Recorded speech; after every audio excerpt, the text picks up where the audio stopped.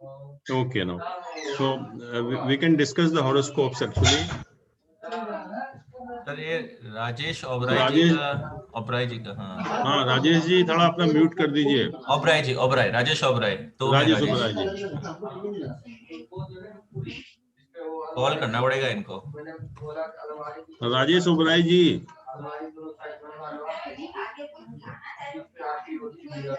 Sir आप mute कर दीजिए इनको। मैं नहीं कर सकता, मेरे ख्याल में कर सकता हूँ क्या? आप कर सकते हैं।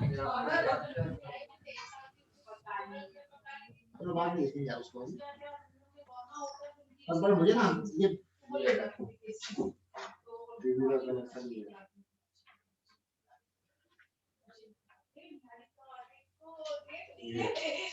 ये टीवी लगेगा यहाँ पे, नहीं टीवी लगेगा इस पे लगेगा। ये ऑप्शन लगेगा तब तो नो म्यूट नहीं कर सकते, ओनली थिंग इज कि रिमूव कर सकते हैं। रीजॉइन कर जाएंगे वो। कर दिया, म्यूट हो गया, चलो ठीक है, आई थिंक हो गया। So we will discuss now another horoscope actually. I think it's given by Sudhir ji.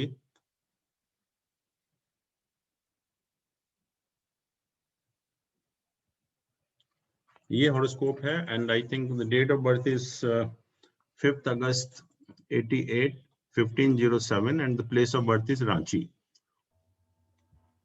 ठीक है ना Sudhir ji? Yes. Right. So अब हम बेसिकली जो लग्न चार्ट है हमारा और इसको हम वैसे ही एग्जामिन करने की कोशिश करेंगे। We will start with this only. तो इसमें आप क्या देखते हैं? जैसे लग्न है इस almost 30 degree, moon is 27 degree, Jupiter 8 degree, Venus 5 degree, Saturn is 2 degree. तो except this 3 planet, sun, Mars and these 2 planets only, because if you see this Mercury is very close to the sun. It's almost about 2 degree difference. तो Mercury भी मतलब एक combust हो जाता है इस particular case में, और सन और मार्स की डिग्री को छोड़कर बाकी डिग्रियां जो हैं सभी प्लैनेट्स की कम है, और Mercury जो है वो कंबस्ट है। फिर हमने यहाँ पर देखा थोड़ा रश्मि किरण is very good actually. It's about 35 Rashmi Kiran is supposed to be a good Rashmi Kiran. उसके बाद हम प्लैनेट की स्ट्रेंथ को भी देख लेते हैं एक बार कि सन इज द स्ट्रॉन्गेस्ट, जैसे कि यहाँ लग भी रहा है, और उसके बाद जो सेकंड प्लैनेट है स्ट्रेंथ में दैट इज वीनस, और उसके बाद जो प्लैनेट हैं उनकी स्ट्रेंथ करीब उतनी ही है जितनी रिक्वायर्ड है। पर्टिकुलरली जो मरकरी है, मरकरी की कम है, मरकरी की जो मिनिमम रिक्वायरमेंट 7 है तो 5.2 है, और बाकी प्लैनेट की ठीक है, but sun is the strongest planet in this case actually. अब हम थोड़ा सा लग्न चार्ट को देखते हैं कि लग्न चार्ट में प्लैनेट की क्या पोजीशन है, कौन कौन से योग बन रहे हैं और कौन कौन से प्लैनेट की पोजीशन कैसी है। ये सुधीर जी पहले फीमेल है ना ये? Yes correct. तो अब आप बताइए कि इसमें कौन कौन से योग बन रहे हैं हॉरोस्कोप में, क्या पॉजिटिव पॉइंट है, क्या नेगेटिव पॉइंट है। Let's talk about negative point first, कि इसमें नेगेटिव पॉइंट्स कौन कौन से हैं। नेगेटिव तो ये मरकरी का इतना कम होना। हाँ, मरकरी जैसे आपने देखा ये कि अकेला नेगेटिव है सबसे ज्यादा। हाँ, मरकरी जो है वो एकदम कंबस्ट है, और स्ट्रेंथ में भी हमने देखा कि मरकरी की स्ट्रेंथ जो है काफी कम है, right. So Jupiter in 7,000 female chart is also not good for marriage. Correct, it's good कि जुपिटर का जो प्लेसमेंट है in the 7th house is not suppose to be good only from marriage point of view, not from other aspect, but particularly from the marriage point of view. तो Jupiter का placement जो 7th house में है, हम नहीं कहेंगे कि बहुत अच्छा है, और नेगेटिव की बात करेंगे अभी।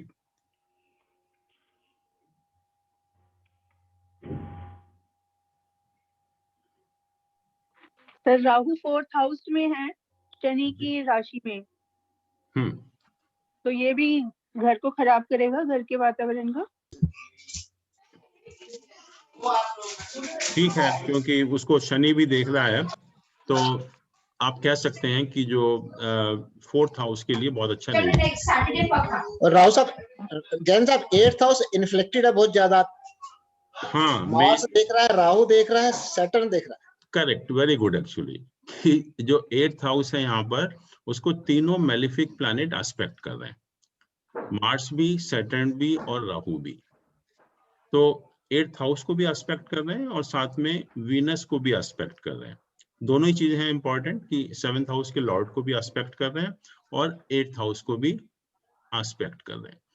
तो दोनों ही चीजें एक पॉइंट ऑफ व्यू से बहुत अच्छा नहीं है कि 7th हाउस में पहले जुपिटर का होना और जो वीनस को और 8th हाउस को सारे मेलेफिक प्लैनेट उसको एस्पेक्ट कर रहे हैं। सर स्लीपिंग कंफर्ट्स भी नहीं हो पाएंगे क्योंकि एफ्लिक्टेड है 12th हाउस। हाँ, 12th हाउस एफ्लिक्टेड है।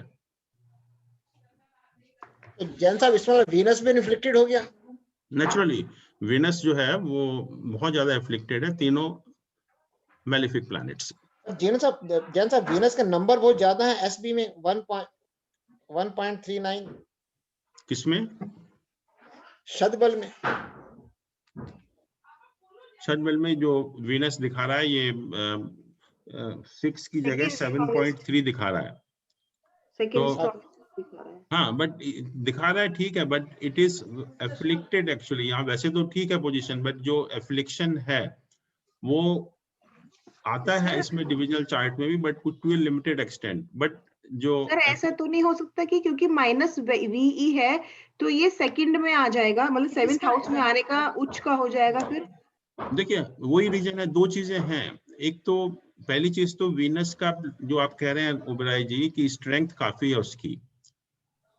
स्ट्रेंथ मतलब कि you have all the facilities, but क्योंकि एफ्लिक्शन है तो उस फैसिलिटीज को आप यूज नहीं कर पाते एक्चुअली में। That is the difference actually. कि कभी कभी ऐसा होता है कि हमारे पास सब कुछ है लेकिन उसके बावजूद भी हम उसको एंजॉय नहीं कर पाते। तो this is from that point of view कि स्ट्रॉन्ग है मतलब you have everything with you, लेकिन जो लाइफ को एंजॉय करना चाहिए या जो आपको मटेरियल कंफर्ट से एंजॉयमेंट मिलना चाहिए वो नहीं मिलेगा। क्लास में सर इसमें हम जो हमारे भाव चलित चार्ट में वीनस ना 7th हाउस में चला जाएगा। हाँ, तो वो भी बहुत अच्छा नहीं है 7th हाउस में भी, बट स्ट्रेंथ कह रहे हैं आप उसकी वजह से मिल रही है तो हाँ ठीक सर, है। उसकी वजह से इसको स्ट्रेंथ मिल सकती है क्योंकि हाँ, तो स्ट्रेंथ तो मिल रही है उसकी, but what I am saying कि आपके पास सब कुछ है बट उसको एंजॉयमेंट करना। एफ्लिक्शन का मतलब ये होता है कि आप उसको एंजॉय नहीं कर पाएंगे। राइट। अनिल जी एक चीज और बताएंगे, जी इसमें लग्नाधिपति योग बन रहा है क्या? मून भी बेनिफिक है, जुपिटर भी बेनिफिक है, वीनस भी बेनिफिक। बन रहा क्या बन रहा है? लग्नाधिपति योग। लग्नाधिपति योग कैसे बन रहा है? तीनों होना चाहिए ना, मरकरी, वीनस, जुपिटर। पर मून भी तो इस केस में बेनिफिक प्लैनेट है। It is far off from sun. No, we only talk about Mercury, Venus and Jupiter. Okay. हाँ, जब हम लग्नादि योग की बात करते हैं then we talk only about Mercury, Venus and Jupiter. तो इन तीनों का एसोसिएशन होना चाहिए जब लग्न के साथ, जब हम कहते हैं कि लग्नादि योग बनता है। ये वीनस से ईश फल तो बहुत अच्छे आ रहे हैं। हाँ जी, वीनस में ईश फल तो बहुत अच्छा स्कोर है तब। हाँ, फैसिलिटी तो मिलेगी। मैं कह रहा हूँ कि मतलब you have everything with you, but अभी खैर अभी दशा की हम बात नहीं कर रहे हैं, तो अभी हम खाली यही देख रहे हैं कि लग्न चार्ट में क्या नेगेटिव पॉइंट है और क्या पॉजिटिव पॉइंट्स हैं।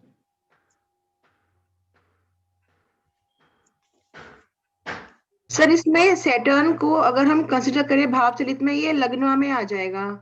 ठीक है, तो सर इसका क्या इम्पैक्ट होगा? लग्न मतलब Shani is in the lagna, you are very hard working person, it makes you sir hard उसका वर्किंग। शरीर के ऊपर भी कुछ फर्क आएगा कि किसी को बॉडीली कोई प्रॉब्लम है शनि की वजह से? नहीं, शनि देखिए अकेले जो है शनि से प्रॉब्लम नहीं होती, और दूसरा ये कि जुपिटर भी देख रहा है उसको, जुपिटर भी देख रहा है, ओके। तो ऐसा शरीर से प्रॉब्लम नहीं है, एक नेचर है व्यक्ति का, जब शनि लगन में वो होता है तो इंडस्ट्रियस naturally हो जाएगा। कुछ पेसिमिस्टिक टाइप का या नेगेटिव थॉट वाला उस टाइप से थोड़ा सा फर्क Okay. पड़ता है उसका, बट एक इंडिविजुअल प्लैनेट खराब नहीं करता। Shani in the lagna is supposed to be a good position. Sir एक चीज हम बोल रहे थे कि ये जो आपका चार्ट इस टाइम खुला हुआ है, ये एस्ट्रो सेज में सेम आ रहा है हमारा, लेकिन जब हम जगन्नाथ होरा में देखते हैं तो सर डिफरेंट आ रहा है, बहुत डिफरेंट आ रहा है इससे। आपके कुछ जगन्नाथ होरा में मुझे लगता है कुछ प्रॉब्लम है सेटिंग वगैरह में। पता नहीं सर, लेकिन हाँ, सारे तो सारे वो चार्ट्स आप अलग आ रहे हैं हमारे। सेटिंग में जाके ना कुछ आप देखिए, उसमें मुझे लग रहा है कुछ आपने चेंज ठीक किया हुआ है उसके अंदर। ठीक है सर, ट्राई करेंगे उसको। हाँ, क्योंकि उसी वजह से डिफरेंस आता है, नहीं तो डिफरेंस आना नहीं चाहिए। जी ज्ञान साहब इसमें house 5 and 7 is connected, that means होगी तो लव मैरिज होगी। Pardon? हाँ, house fifth and 5 and seventh 7 house are are connected. Connected. हाँ, मतलब lord of fifth house is in the seventh house. या तो there is a connection. Yeah, Lord of fifth house is in the seventh house. So Good. it will end in love marriage. हाँ, मतलब that is the possibility. Okay. So, but seventh house lord is in eighth house. That's also not good, no? हाँ, अभी हम interpretation नहीं कर रहे हैं. I'm just asking you कि what are the negative and the positive points. So positive इसमें एक सबसे अच्छी चीज है कि लगन lord is in केंद्र, oh sorry in त्रिकोण. लग्न लॉर्ड इज इन त्रिकोण, वेरी गुड। लग्न लॉर्ड एंड इज मार्स का मतलब स्ट्रेंथ, और ये अच्छा भी है, पॉजिटिव ज्यादा है। सन एंड मार्स स्ट्रांग है सबसे। देखिए स्ट्रॉन्ग पॉइंट क्या है, बुध आदित्य योग, lord sir of tenth and, केंद्राधिपति लोग देखिए पहले तो ये बुध आदित्य योग बन गया, इस अ very good position. Second, the lord of tenth is in the ninth house, again a very strong position of the lord of tenth house, right? Then lord of fifth house is in the seventh house, again lord of त्रिकोण in the केंद्र, तो ये भी राजयोग बना रहा है और ये भी राजयोग बना रहा है, दोनों के दोनों राजयोग बना रहे हैं, दो प्लैनेट राजयोग बन रहे हैं। और सैटर्न भी अपने साइन को देख रहा है, यहाँ पर सैटर्न का जो एस्पेक्ट है वो भी अपने साइन के ऊपर है। तो ये जो दो राजयोग बन रहे हैं प्रोफेशन के पॉइंट ऑफ व्यू से, कि 10th lord is in the 9th house and 5th lord is in the 7th house, and Saturn is having the aspect on his own house, own sign.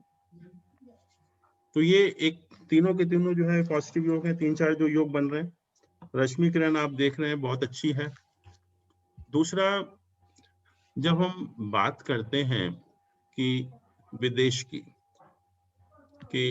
Foreign settlement होगा या foreign आप जाएंगे नहीं जाएंगे, तो उसमें कुछ चीजें हैं जो हमें ध्यान रखनी है। पहला कि जो भी अगर विदेश में सेटल हो रहा है तो 4th हाउस जरूर एफ्लिक्टेड होगा। अगर 4th हाउस एफ्लिक्टेड नहीं है तो विदेश में सेटलमेंट नहीं होगा। और जिसका भी आप देखेंगे कि most of the people who go to foreign country, they have afflicted 4th house. Secondly, जो 3rd हाउस है वो हमारे शॉर्ट डिस्टेंस ट्रेवल को इंडिकेट करता है, और 7th और 8th हाउस भी लॉन्ग डिस्टेंस ट्रेवल को इंडिकेट करते हैं, और 9th house indicate very long distance travel, और 12th हाउस इंडिकेट करता है foreign settlement. 12th house indicate करता है फॉरेन सेटलमेंट। तो जब भी हम इसकी बात करेंगे विदेश यात्रा की या विदेश में सेटलमेंट की, तो we have to keep this in mind actually, कि जब भी हम फॉरेन सेटलमेंट की बात करेंगे तो जो हमारा 12th हाउस है वो उसमें बहुत इंपॉर्टेंट रोल प्ले करेगा, और 4th हाउस भी साथ में एफ्लिक्टेड होना चाहिए।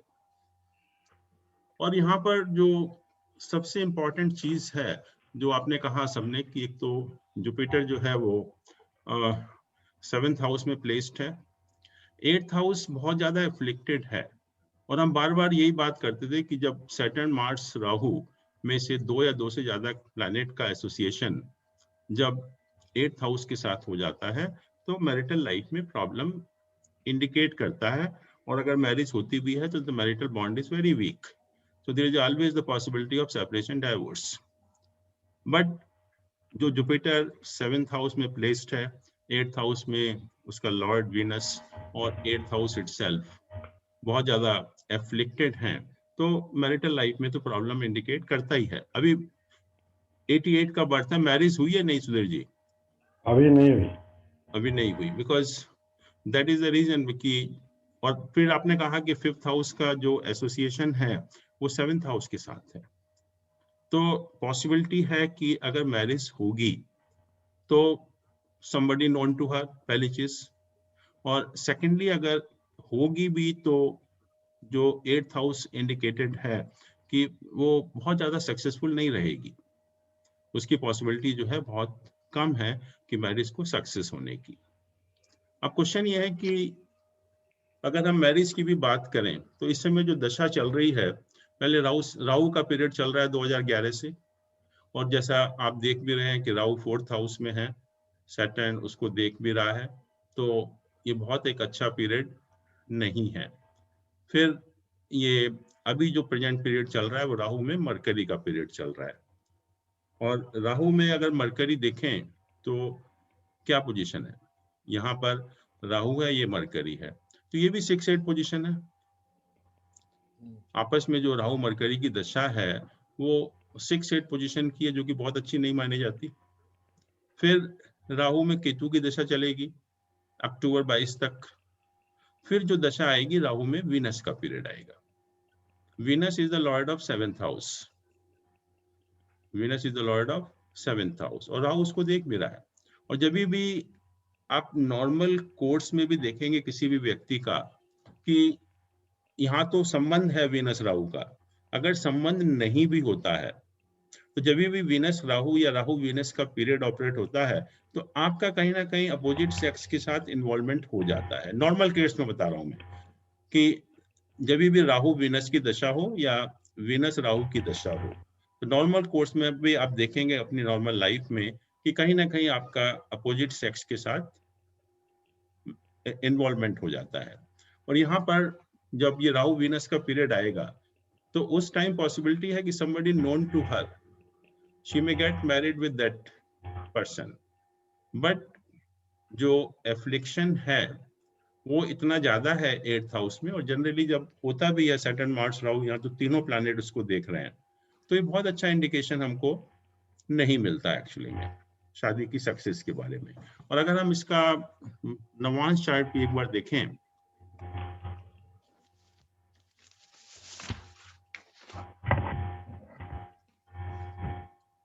देखिए नवांश चार्ट वैसे हम जब भी देखते हैं जब हमको लगता है कि लग्न चार्ट से अच्छे इंडिकेशन है, और जब लग्न चार्ट से अच्छे इंडिकेशन नहीं होते हैं तो लग्न उसका नवांश चार्ट का हमें कोई फायदा भी नहीं होता एक्चुअली में।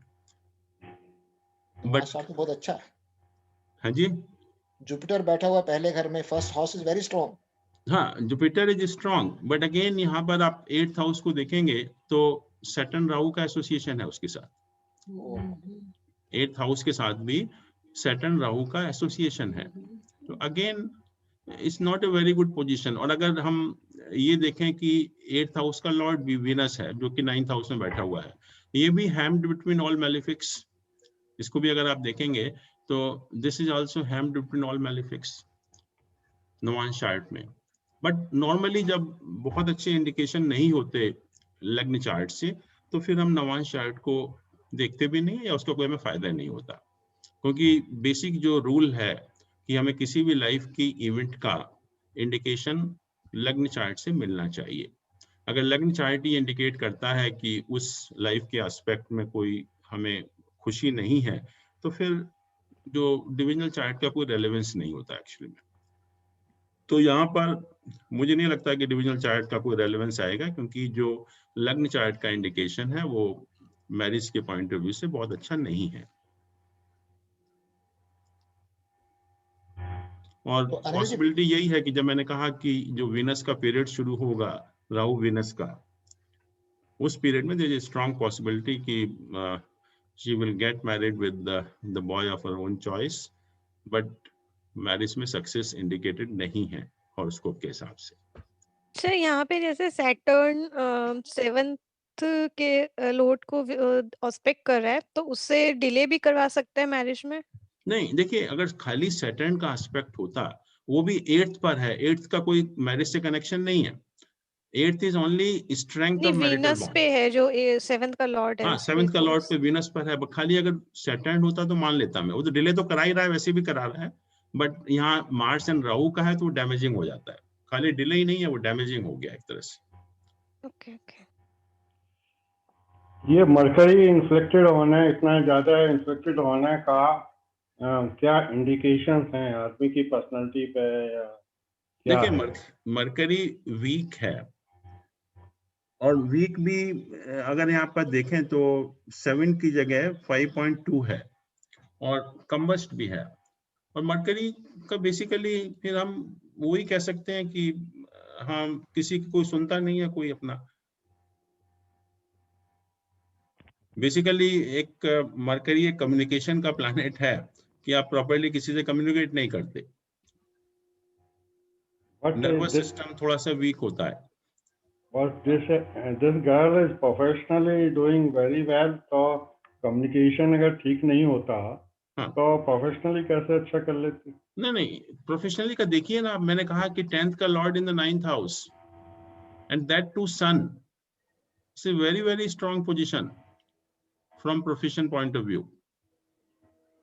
तो ये आदमी की बहुत अच्छा। और ये आप सब कम समझते हैं कि 9th का लॉर्ड 10th में, और ये 5th का लॉर्ड इसमें। Such people are really, they can do very well in the profession. 5th का लॉर्ड भी, ट्राइन का लॉर्ड केंद्र में है।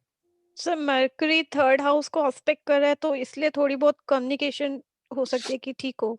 नहीं नहीं, ओहो, मतलब ऐसा नहीं है कि कम्युनिकेशन बिल्कुल खराब है, मतलब थोड़ा सा, जैसे हम कहते हैं ना कि बहुत कम्युनिकेटिव नहीं होते ऐसे लोग, एक्सट्रोवर्ट नहीं होते, उस टाइप से। मतलब ऐसे नहीं कि ये इतना वीक नहीं है। और दूसरा ये जो sir we can say like ऐसे भी प्रोफेशंस होते हैं, जैसे ये मिठाई वाले होते हैं, दे गिव फ्रेंचाइजी, तो they are very prosperous that way, profession अच्छा चलता है, they don't talk to people. जो मिठाई का ओनर होता है लाइक, नहीं, यहाँ पर प्रोफेशनल स्टेटस की बात कर रहे हैं कि 10th का लॉर्ड अगर 9th में है, एंड दैट टू सन, और सन को हम वैसे ही 9th हाउस में बहुत बहुत स्ट्रांग अच्छा मानते मानते हैं। हैं from status point of view. तो status is because of that actually. अगर स्टेटस है और सब कुछ है और शादी नहीं हो रही है, इसका मतलब कुछ कमी है ना, उसका निदान क्या है? तो यही तो आपको दिख रहा है कि यहाँ पर जो 7th और 8th हाउसेस हैं, वो 8th हाउस बहुत ज्यादा एफ्लिक्टेड है। वीनस बहुत, देखिए, शादी का कारक भी वीनस ही है एक तरह से, जो हम उसको हम कहेंगे भोग का प्लैनेट है या हमारे सेंसुअल प्लेजर का कारक है, वो वीनस ही है। शादी हो, बच्चे हो, शादी का सुख हो, उसमें वीनस का बहुत इंपॉर्टेंट रोल होता है। सर, यहाँ पे हम एक और चीज बोल सकते हैं, जैसे जो मरकरी है वो 8th हाउस का लॉर्ड है और 11th का है, तो ये हमारा फंक्शनल मेलेफिक हो गया।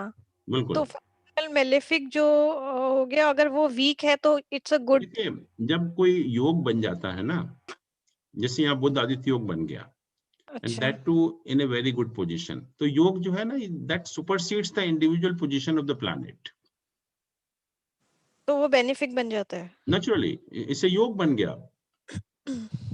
तो उस पॉइंट ऑफ व्यू से, योग के पॉइंट ऑफ व्यू से भी देखेंगे तो it gets the strength because it is with the sun actually.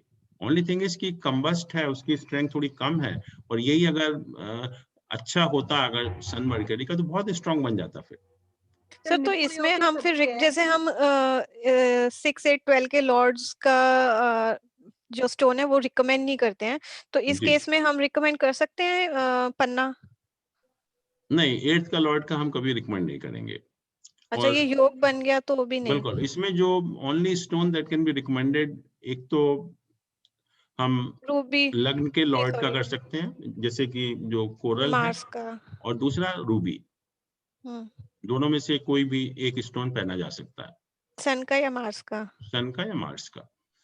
जैसे किसी का अगर जैसे लगन में अगर माने 1 नंबर साइन हो, तो उसका तो 8 नंबर में मतलब वही है ना, वो मतलब लगन लॉर्ड ही और 8 नंबर का साइन तो एक ही हो गया, तो उसके मतलब देखिए ये हम लोगों ने इतनी बार बताया है कि हाँ, जो लग्न का लॉर्ड है, हाँ, तो it is खराब नहीं always करता। functional हाँ। benefic irrespective of it being the lord of 3rd house also। जैसे यहाँ भी आप देख रहे तब हैं बोल सकते हैं कि मंगल है, लग्न का भी लॉर्ड है, 6th हाउस का भी है, बट लग्न का लॉर्ड इतनी स्ट्रॉन्ग पोजीशन है कि अगर even if it is the lord of 3rd house, it doesn't matter, okay okay even then it remains functional benefic. तो यहाँ भी जो मंगल है वो फंक्शनल बेनिफिक है और अच्छी जगह बैठा हुआ भी है यहाँ पर। सर इनको नीलम भी पहना सकते हैं क्या? हाँ जी, नीलम भी पहना सकते हैं क्या इनको? अब बताइए नहीं, नीलम नहीं। पहना सकते हैं कि नहीं? नो सर, मार्केट हो गया नहीं, नो सर। सर। और वो तो सेकंड 8th हाउस को मालक भाव में और है। ज्यादा इम्पैक्ट करेगा फिर। और ये क्योंकि फ्रेंड भी नहीं वृश्चिक है। लग्न में वो कारक भी नहीं होते हैं, तटस्थ रहते हैं। That Neelam is not only either this coral or you can say ruby, out of these two। और दूसरा जो सुधीर जी आप पूछ रहे हैं कि क्या करना चाहिए, तो पहली चीज तो यह है कि वीनस का सबसे ज्यादा उपाय करना चाहिए, वीनस का। और इसके लिए जो, क्योंकि अफ्लिक्शन हमारा सैटर्न मार्स राहु के साथ है, तो इन 3 प्लैनेट का हमें उपाय करना पड़ेगा, क्योंकि यही प्लैनेट है जो मैरिज में प्रॉब्लम क्रिएट कर रहे हैं। और दूसरा जुपिटर को थोड़ा शांत करना पड़ेगा, क्योंकि Jupiter in the 7th house is not good for marriage point of view. तो इसमें से अगर हम शनि मंगल में जैसे हनुमान जी की पूजा करें मंगल शनिवार के दिन, या थोड़ा सा राहु का उपाय करें, तो उससे काफी हद तक, कुछ हद तक मतलब प्रॉब्लम सॉल्व हो सकती है।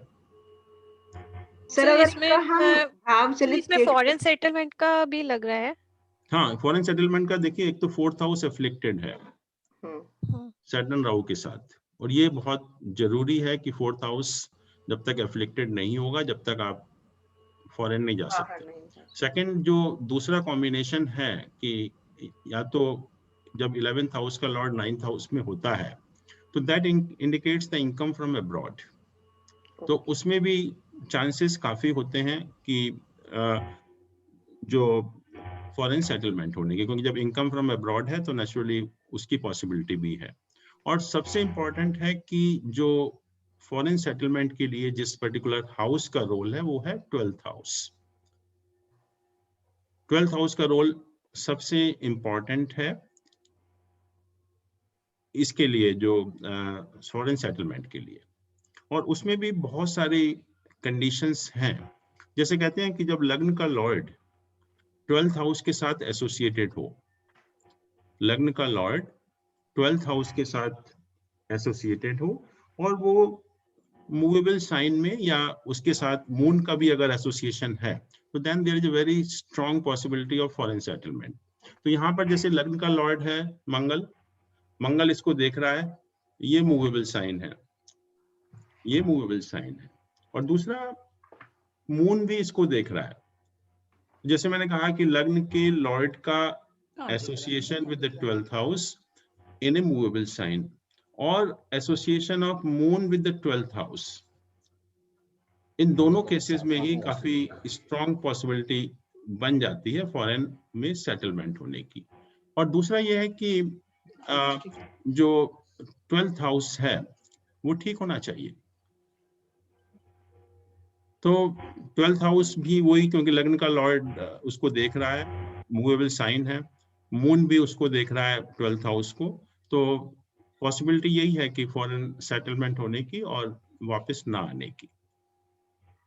सर क्या हम ये भी कंसीडर करेंगे कि नवांश में आकर के काल सर्प बन रहा है और वो किसी एक चीज से हमें अलग करता है, तो वो मैरिज से अलग कर नहीं रहा है? नहीं, देखिए योग हम कभी भी डिविजनल चार्ट में नहीं देखते। ओके, योग हम देखते हैं सारे सिर्फ लग्न चार्ट में, लग्न में ही देखेंगे। या ओके फाइन। तो ये है कि काफी पॉजिटिव योग भी है, बट जो सर अगर इसमें कोई पूछता है कि फॉरेन सेटलमेंट फिर मतलब कब हो सकती है, कब होने के चांसेस हैं, तो हम कौन से प्लैनेट की दशा देखेंगे, मतलब दशा कौन से देखिए, प्लैनेट की दशा आएगी तब मून होगा? का हो, वीनस का हो, मार्स का हो, अच्छा, उसमें तीनों में ही हो सकता है इस पर्टिकुलर केस में। ओके, जिसका एस्पेक्ट है या जो लॉर्ड है। पर्टिकुलरली मुझे लग रहा है कि जैसे मून की दशा जब ऑपरेट हुई होगी तब हुआ होगा, क्योंकि वो 9th हाउस का भी लॉर्ड है और 12th हाउस को देख भी रहा है। ये मून का देखिए इसमें जरा, एक मिनट।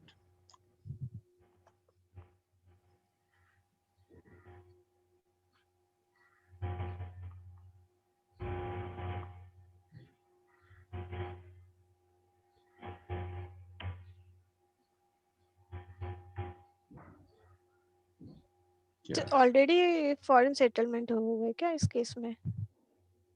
बताइए सुधीर जी। हाँ ऑलरेडी है, यही जानना चाहते हैं कब गई।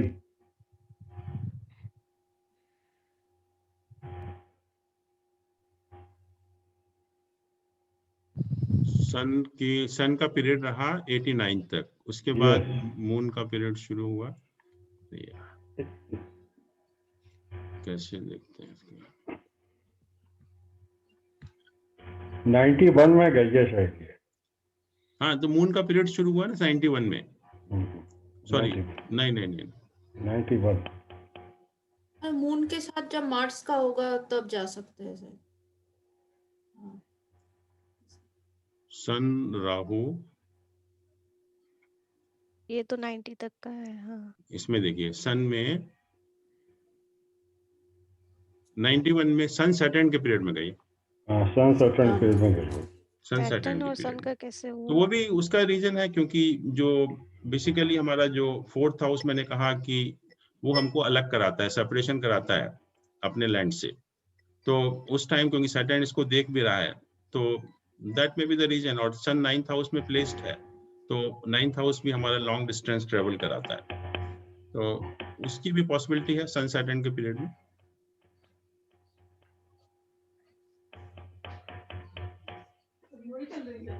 बट यही है कि मैरिज के पॉइंट ऑफ व्यू से थोड़ा सा एक नेगेटिव है इस हॉरोस्कोप में। और पॉसिबिलिटी वही है, जैसे मैंने कहा कि जब वीनस का पीरियड शुरू होगा 2022 के एंड में, उस टाइम चांस बनते हैं, बट मैरिज का बहुत ज्यादा होना जो है वो डाउटफुल है। अभी एस्ट्रोलॉजी कुछ ऐसे इंडिकेशन नहीं देती कि पॉइंट ये है कि सब कुछ अगर ठीक भी है, आपने शादी कर भी ली तो बेड़ा घर की है, तो शादी करने का फायदा क्या है? देखिए ऐसा है कि जब आपको पता लग गया शुरू से ही कि ये पोजीशन है, तो अगर शुरू से ही देखा जाता है ये सब चीजें और शुरू से ही हम थोड़ा सा उपाय करना शुरू करते, then there was a possibility कि चेंज हो जाए। बट इस एज में जाके या इस स्टेज पर आकर तो ज्यादा उपाय भी काम नहीं करेंगे। अच्छा, हेल्थ इश्यू के बारे में बताइए, कैसे पता लगता है? किसके बारे में? Health issue and longevity. हाँ, I think lot of disturbance is coming. किसका आ रहा है वो?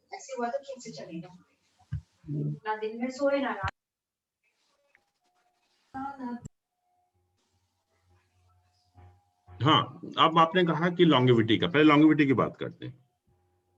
लॉन्गेविटी दो चीजें हैं, या तो सैटर्न लॉन्गेविटी का कारक है और 8th हाउस, राइट। और 8th हाउस में आप देख रहे हो कि तीनों मेलिफिक प्लैनेट का एसोसिएशन है, सैटर्न, मार्स एंड राहु। और सैटर्न उसको देख भी रहा है, सैटर्न जो लॉन्गेविटी का प्लैनेट है वो उसको देख भी रहा है। तो इसलिए जो नेगेटिव इन्फ्लुएंस भी है उसका, उसको जो है वो एक तरह से नेगेट कर रहा है।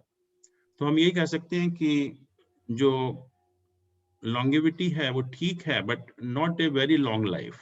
जैसे हम कहते हैं कि 60-70 का एज, जो उस टाइप का, जो मतलब 60 प्लस आप समझ लीजिए।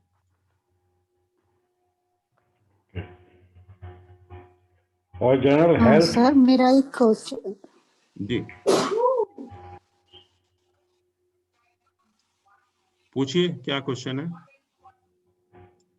हाँ सर, मेरा एक क्वेश्चन था कि जैसे हम कोई भी रेमेडी करते हैं तो उसका कितना इफेक्ट रहता है? देखिए, रेमेडी अगर टाइम से करेंगे तो उसका इफेक्ट होगा।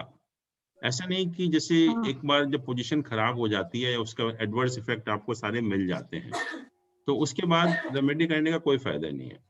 ये हॉरोस्कोप है, आपको शुरू से पता है कि आपके साथ क्या होने वाला है, किस टाइप की सिचुएशन होगी, तो शुरू से रेमेडी करिए, जब तो फायदा होता भी है। बट एक बार अगर जैसे मान लो किसी को सीरियस प्रॉब्लम हो गई तो मेडिकल भी कुछ काम नहीं करता। तो फायदा जब ये जब आप शुरू से करें, एक बार देख कर कि ये आपके प्लैनेट की पोजीशन है, तो फ्रॉम द वेरी स्टार्ट आप कुछ रेमेडी करना शुरू करें। ओके और अगर आप शुरू से करेंगे तो डेफिनेटली उसका फायदा होगा। मतलब ऐसा नहीं होता कि, मैंने तो देखा है कि they play very important role, but आप सीरियसली करें और टाइम से करें। सर एक क्वेश्चन है मेरा। ओके सर कि जैसे आजकल जैसे यंग जनरेशन है वो मैरिज में इतना बिलीव नहीं करते, so they prefer for live in. सो किसी चार्ट से अगर कोई पूछता है कि उसकी वो मैरिज करेगा या लिव इन में रहेगा, वो हम इसमें से एनालाइज कर सकते हैं चार्ट को देख के?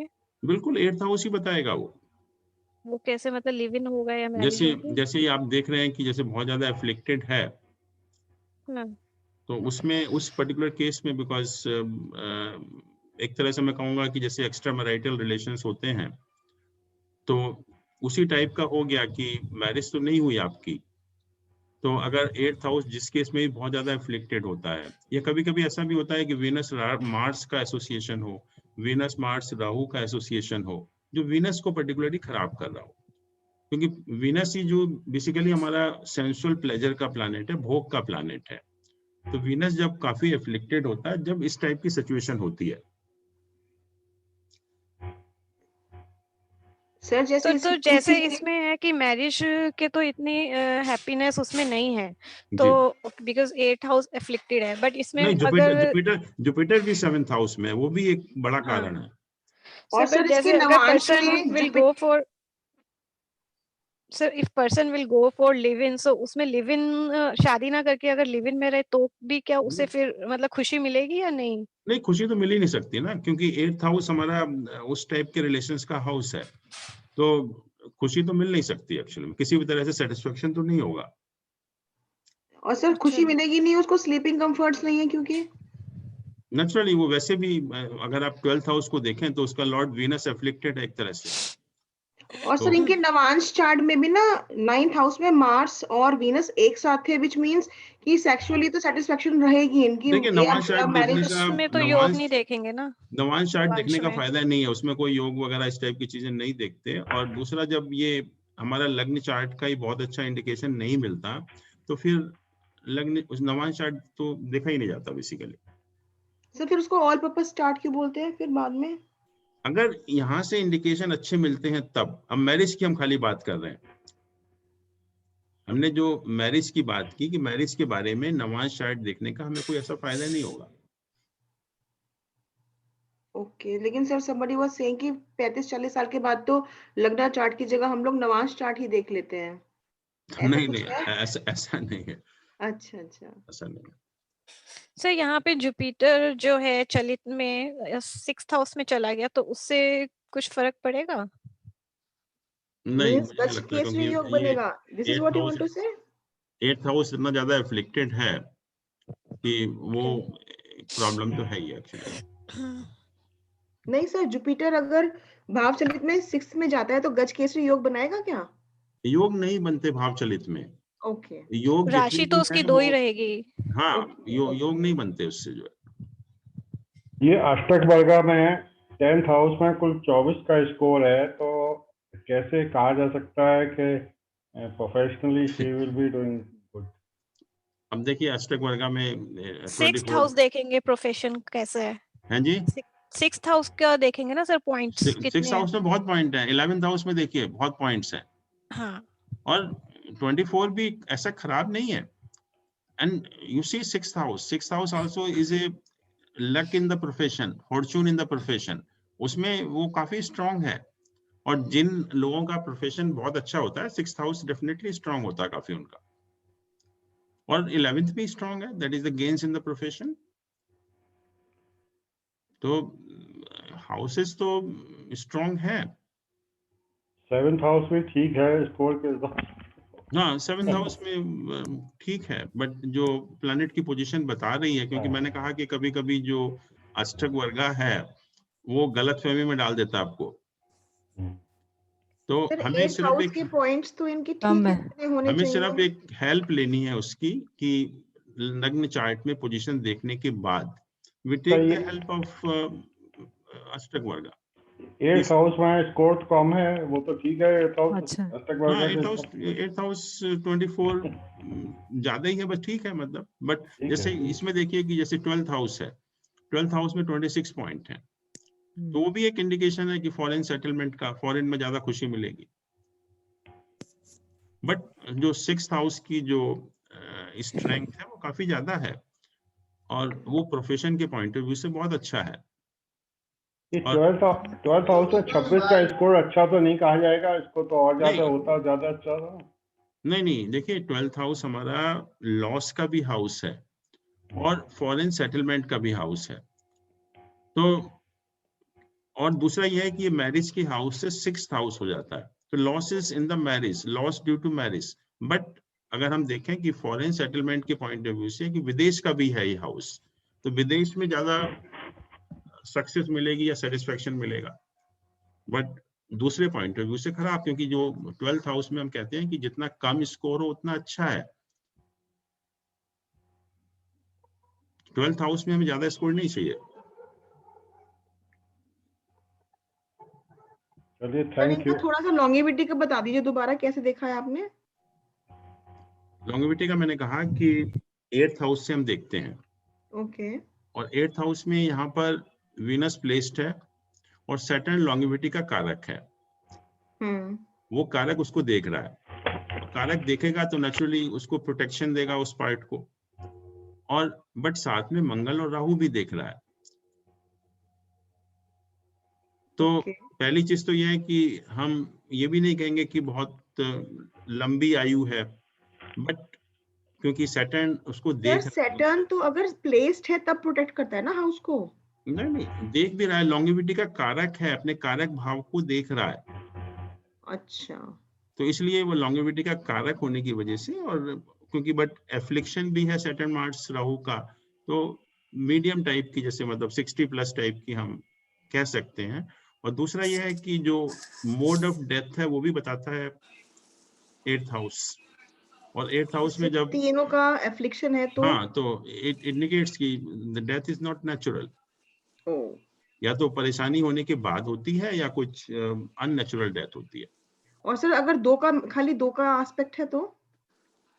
2 का है तो कम हो जाएगा, 3 का है तो और ज्यादा खराब हो गया। नहीं, इट वाज लाइक नेचुरल होगी या नहीं होगी अगर 2 का एस्पेक्ट है? नहीं, you have to see the combined aspect. जैसे आपने कहा दोनों सिर्फ मैलिफिक का है, तो ठीक है, फिर अननेचुरल होगी। बट लेकिन अगर जुपिटर की भी ब्लेसिंग्स है तो?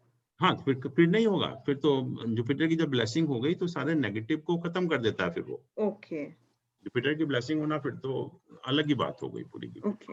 हाँ सर, मेरा एक क्वेश्चन था इसमें, इस वाले चार्ट में, अगर यहाँ वीनस ना होके कोई भी प्लेनेट ना हो 8th हाउस में, और जो इसका लॉर्ड है वो डेबिलिटेड हो जाए, तो हम लॉन्गेविटी को कैसे प्रेडिक्ट करेंगे? नहीं, फिर आप शनि की पोजीशन भी देखिए, और लॉर्ड की क्या पोजीशन है। खाली डेबिलिटेशन कहना तो कोई सफिशिएंट नहीं है। ओके। हाँ सर, अगर मतलब यही वृश्चिक लगन का चार्ट है, और अगर इसमें सैटर्न और मरकरी 5th हाउस में है और मरकरी डेबिलिटेड है, तब हम लॉन्गेविटी को कैसे प्रेडिक्ट करेंगे? और उसपे किसी की एस्पेक्ट नहीं है, किसी भी उसकी प्लेनेट की। सैटर्न कहाँ पर है? 5th हाउस मरकरी के साथ। हाँ, तो लॉर्ड ऑफ केंद्रा इन द त्रिकोण जी। तो शनि की पोजीशन तो शनि इज वेल प्लेस्ड। हाँ नहीं, सैटर्न तो वेल प्लेस है, लेकिन 8th हाउस से उसका किसी भी तरीके से एसोसिएशन नहीं बन रहा। नहीं, देखिए, जब हम किसी भी हाउस को देखते हैं तो 3 चीजों को देखते हैं कि उसमें कौन से प्लैनेट है, कौन सा उस प्लैनेट एस्पेक्ट कर रहे हैं। सेकंड आप देखते हैं उसके लॉर्ड की क्या पोजीशन है, और थर्ड उसके कारक की क्या पोजीशन है। If the karak is well placed तो it's a positive sign. Okay. और मतलब मरकरी के डेविएशन का क्या इफेक्ट आएगा? Mercury, but it is placed in a very good house, 5th house. Okay. तो उसका जो डेबिलिटेशन है वो अपने आप ही थोड़ा सा खत्म हो गया। जी जी, हाँ, वैसे सैटर्न के साथ है तो गुड ही रिजल्ट देता है। और यहाँ भी बैठ के अपने साइन को भी देखेगा यहाँ पर। जी जी। तो मेनली तो house is more important than the sign. अगर कोई भी प्लैनेट अगर 5th हाउस में या 9th हाउस में या लग्न में प्लेस्ड है तो वो तो अपने आप ही स्ट्रांग हो जाता है। Okay sir. चलिए इसको अब रोकते हैं, दूसरा निकालते हैं। जी।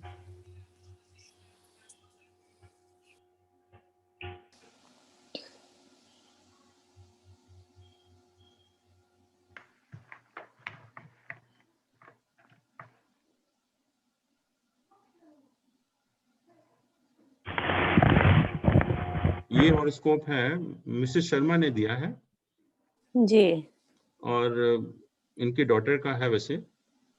तो ये कहती है कि इनका नवंबर में जो जॉब में थी तो टर्मिनेशन लेटर इशू कर दिया था और 15 डेज के बाद इनको दूसरा ऑफर मिला उसी कंपनी से, but at a lower salary, लेकिन अभी तक ज्वाइनिंग लेटर नहीं मिला है। तो अभी भी पोजीशन वही है या कुछ चेंज हुई है? सेम पोजीशन है। अभी तक मिला नहीं है ज्वाइनिंग लेटर। जी जी। ओके, अब let us see the horoscope first. Actually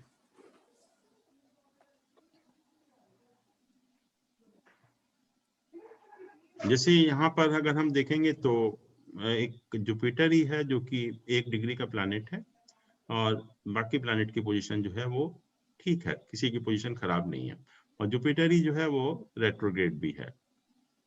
और रश्मि किरण भी देखेंगे तो यहाँ पर 31 है, रश्मि किरण भी ठीक है।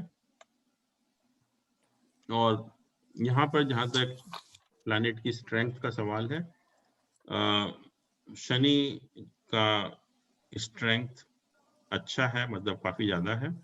Sun is also strong, moon is also strong. Sun, moon, Saturn तीनों जो है वो स्ट्रॉन्ग प्लैनेट है। अब यहाँ पर हम देखते हैं कि नेगेटिव लगना स्ट्रॉन्ग है सर। हाँ जी, Lagna is strong because Saturn, being the lord of Lagna, is placed in the quadrant. अभी देखते हैं, अभी एक एक चीज को देखते हैं कि अब हम इनके पॉजिटिव और नेगेटिव पॉइंट्स को एक बार देख लेते हैं कि क्या पॉजिटिव पॉइंट्स हैं, क्या नेगेटिव पॉइंट्स हैं। तो let's start with the negative points first, कि नेगेटिव पॉइंट्स इसमें कोई हॉरोस्कोप में क्या है। एक तो आपने देख लिया कि जुपिटर जो है वो उसकी जो डिग्री है वो कम है, जुपिटर जितना स्ट्रांग होना चाहिए उतना नहीं है। All malefics in 8th house. Sun, Mars, Rahu aspect. Ketu is there. Sun, Mars and Ketu. और जो हम लोगों ने बात की थी वो कहा था सैटर्न, मार्स एंड राहु, इनमें से जब 2 या 2 से ज्यादा प्लैनेट का एसोसिएशन होता है जब हमारा 8th हाउस खराब होता है। बट यहाँ पर जो प्लैनेट है सन और केतु हैं जो कि इतना वो सेपरेटिंग टेंडेंसी नहीं देते हैं एक्चुअली। सर इसमें अच्छा राहु का एस्पेक्ट नहीं मानेंगे, मार्स एंड राहु का नहीं मानेंगे।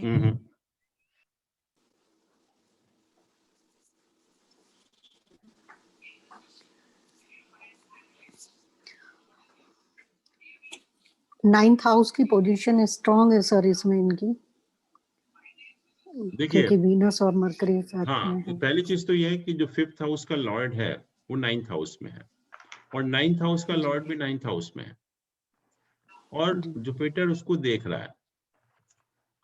तीनों बेनिफिक प्लैनेट का एसोसिएशन है on the 9th house, which is supposed to be a very very strong position of the 9th house. Sir लेकिन अगर 10th में एक मेलेफिक है और 8th में भी मेलेफिक्स हैं तो वो हेम्ड बिटवीन मेलेफिक्स। हाँ हेम्ड है, बट हेम्ड क्या, तीनों बेनिफिक हैं, तीनों बेनिफिक। जब तीनों बेनिफिक हो जाते हैं तो उसका उतना इफेक्ट नहीं होता कि अगर खाली ये तीनों बेनिफिक नहीं होते फिर तो naturally it was a bad position. But तीनों बेनिफिक होने से आप समझ लीजिए कि हेम्ड का भी असर तो डेफिनेटली होगा, लेकिन जो 100% है वो 75% रिजल्ट आपको मिलेगा। और दूसरा सबसे स्ट्रॉन्ग सर ऐसे कह सकते हैं कि जुपिटर 11th हाउस ऐसे को बोल देख सकते रहे हैं कि 3 इधर अपनी साइड। बेनिफिक हो गए और 3 मेलेफिक हो गए तो एक तरह से नहीं, इफेक्ट कम देखिए आएगा। जब तीनों बेनिफिक का एसोसिएशन हो जाता है, that too in the 9th house, so it makes that house very strong। ठीक है, एफ्लिक्शन तो है ही, मैं ये नहीं कह रहा कि एफ्लिक्शन नहीं है। अगर एफ्लिक्शन नहीं होता तो रिजल्ट्स आर 100%, बट एफ्लिक्शन है तो 70% रिजल्ट मिलेंगे आपको। और दूसरा जो मून है, मून पहली चीज तो एक्सॉल्टेड है और चंद्रादि योग बन रहा है कि मून के साथ भी तीनों बेनिफिक प्लैनेट का एसोसिएशन है। मून के साथ भी तीनों बेनिफिक प्लैनेट का एसोसिएशन है, तो चंद्रादि योग बन गया, which is again a very good position actually. Sir वो कैसे मून के साथ? मून के साथ जुपिटर इधर है, हाँ और ये जो वीनस और मरकरी है, हाँ, ये भी देख रहे हैं उसको। नहीं मून को तो नहीं देख रहे ना। मून को नहीं देख रहे, जैसे हम लग्न को, जैसे लग्नादि योग कहते हैं कि अच्छा, प्लैनेट अच्छा। अगर इधर भी होता है या इधर भी होता है, तो हम मान सर बट लेते हैं इसमें कि एक ही साइड है मून के, हाँ कोई बात नहीं, और एक साइड सैटर्न भी का है, ऑस्पेक्ट है। या उससे सैटर्न का एस्पेक्ट तो मून के ऊपर है ना, हाँ बट ये मून के साथ तीनों बेनिफिक प्लैनेट का एसोसिएशन है, तो इसको हम कहेंगे चंद्रादि योग। It means the moon becomes very strong in this case. और सर लग भी एक रहा है तरफ होने कि से भी आप बन देखिए जाएगा। स्ट्रेंथ भी है कि ज्यादा। मून की स्ट्रेंथ हाईएस्ट है यहाँ पर, 8.2 है, this is highest strength of moon. Sir यहाँ वो पर अगर आप पर्सन देखें, is mentally very strong, emotionally strong. हाँ, सर वो और तो ये एग्जॉल्टेड है इसलिए है। एक्सॉल्टेड है और तीनों बेनिफिक प्लैनेट का एसोसिएशन है, तीनों बेनिफिक प्लैनेट का, मरकरी, वीनस एंड जुपिटर, तीनों बेनिफिक प्लैनेट का एसोसिएशन है। और फिर वीनस योग कारक भी है। हाँ जी, वीनस हाँ, योग कारक भी है। वीनस योग कारक भी है, वीनस यहाँ पर योग कारक भी है। दूसरा और 4th और 7th का लॉर्ड जो है 9th में बैठा है। हाँ योग कारक है। देखिए 4th का लॉर्ड 9th में, 5th 7th का लॉर्ड 9th 5th का में, भी 9th का लॉर्ड 9th में, तो ये एक सर स्ट्रॉन्ग इसमें पोजीशन। मून और वीनस का एक्सचेंज भी हो गया ना, कैसे 4th एंड 9th का एक्सचेंज। एक्सचेंज कहाँ मून होगा? वीनस के साइन में, और सॉरी एक्सचेंज नहीं है। ना, हाँ सॉरी एक्सचेंज नहीं।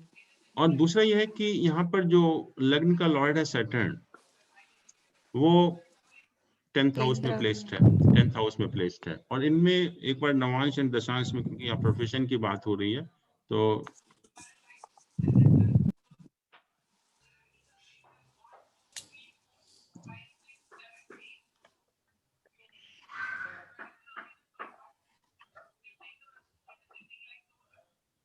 ये नवांश और दशांश चार्ट है। और नवांश और दशांश चार्ट में क्या पोजीशन है? सर जुपिटर वो हो गया वर्गोत्तम। देखिए सैटर्न का यहाँ पर अपने साइन में है, वर्ग इसमें नवांश चार्ट में सैटर्न अपने साइन में है, और नवांश दशांश चार्ट में भी सैटर्न अपने साइन में है, तो योग कारक नहीं, अपने साइन में है। अपने साइन में, तो that's why you have seen that कि जो सैटर्न की स्ट्रेंथ है इस हॉरोस्कोप में मैक्सिमम है, तो सैटर्न का वेल प्लेस्ड है। जुपिटर को अगर आप देखें तो जुपिटर वर्गोत्तम है इसमें नवांश चार्ट में, नवांश चार्ट में। दशांश में तो सर वो 8th हाउस में चला गया तो प्रॉब्लम करेगा। हाँ अभी आ रहे हैं उसके ऊपर। और यहाँ पर 8th हाउस में जो प्लैनेट प्रॉब्लम क्रिएट करते हैं प्रोफेशन के पॉइंट ऑफ व्यू से, राइट? सर ये इसमें भी वर्गोत्तम है, हाँ जी, दशमांश में भी वर्गोत्तम है ये। हाँ वर्गोत्तम है, बट 8th हाउस में प्लेस्ड है, 8th हाउस में प्लेस्ड है। लेकिन सर ये तो प्रोफेशन का गेन हाउस हो गया। ये दशांश चार्ट है, ये लग्न चार्ट नहीं है। इसको आप प्रोफेशन का गेन मत कहिए, दिस इज नॉट ए लग्न चार्ट। ये this total chart is for profession, it's not a 10th house is for profession, this is total chart for profession actually. हाँ सर सॉरी। अब ये देखिए कि जो दशा ऑपरेट हो रही थी जुपिटर सैटर्न की, दशा जो ऑपरेट हो रही है जुपिटर सैटर्न की, तो पहली चीज तो यह है कि जुपिटर सैटर्न का जो प्लेसमेंट है आपस में, वो 6-8 पोजीशन में है यहाँ पर, 6-8 पोजीशन में है। और पर्टिकुलरली अगर आप दशांश चार्ट को देखेंगे तो दशांश चार्ट में जुपिटर 8th हाउस में है और सैटर्न 6th हाउस में है। दोनों ही प्लैनेट जो है खराब पोजीशन में है यहाँ पर, दोनों ही प्लैनेट जो है वो खराब पोजीशन में है। और जो सर्विस गई है, कब गई है आपकी? नवंबर में ना, जी जी नवंबर में। और नवंबर में आप देखिए, सितंबर में Jupiter sorry Rahu and Ketu they came in this position. Transit जो राहु केतु का हुआ था वो सितंबर में हुआ था। तो राहु केतु का ट्रांजिट भी जो सैटर्न के ऊपर है वो अच्छा नहीं है एक्चुअली में। केतु का ट्रांजिट है, हाँ सैटर्न का, और ये मून के ऊपर राहु का। और आपस में 6-8 पोजीशन है ये जो दशा चल रही है। और दूसरा ये दोनों के दोनों प्लैनेट जो है वो 6th और 8th हाउस में प्लेस्ड हैं। और पर्टिकुलरली जो 8th हाउस में प्लैनेट प्लेस्ड होते हैं तो नेचुरली वो कुछ ना कुछ प्रॉब्लम तो क्रिएट करते ही करते हैं एक्चुअली में। ट्रांजिट की वैसे लक अच्छा है इसका भी, जो उसकी लड़की है किसी की ना, उनकी तो लक तो इसका भी अच्छा है। लेकिन और नवंबर में दशा भी जुपिटर सैटर्न राहु का पीरियड ही चल रहा था जब ये प्रॉब्लम हुई है एक्चुअली में। अब क्वेश्चन ये है कि कब मिलेगा, दैट इज मोर इम्पोर्टेंट, कि जो अपॉइंटमेंट लेटर है दूसरा जो है वो कब मिलेगा, मार्च उसके बारे में बताइए आप। सर मून सन के पीरियड में मिल सकता है सर। अगर जुपिटर 8th हाउस में है इनके दशांश में, तो ये तो फिर सारी दशा ही खराब होनी चाहिए करियर के पॉइंट ऑफ व्यू से। देखिए क्या कहा था मैंने कॉम्बिनेशंस कि आपको कॉम्बिनेशन देखना है। Jupiter is not a strong planet in this case. Okay, Jupiter is not तो ए उसका स्ट्रॉन्ग इफेक्ट भी कम होगा उतना। या ओके ओके सर, ओके। अब क्वेश्चन ये है कि कब मिलना चाहिए। तो देखिए दो चीजें हैं इस समय। एक तो जुपिटर का जो ट्रांजिट होगा 6 अप्रैल को यहाँ पर आएगा जुपिटर। जुपिटर जो है 6 अप्रैल को यहाँ पर आ जाएगा। और सर उसके बाद मून की दशा चल जाएगी, तो इनके दशमांश में 10th हाउस में मून बैठा हुआ है। करेक्ट। तो दो चीजें होंगी कि जुपिटर यहाँ पर आकर 5th हाउस को भी देखेगा और 7th हाउस को भी, सॉरी 9th हाउस को भी देखेगा।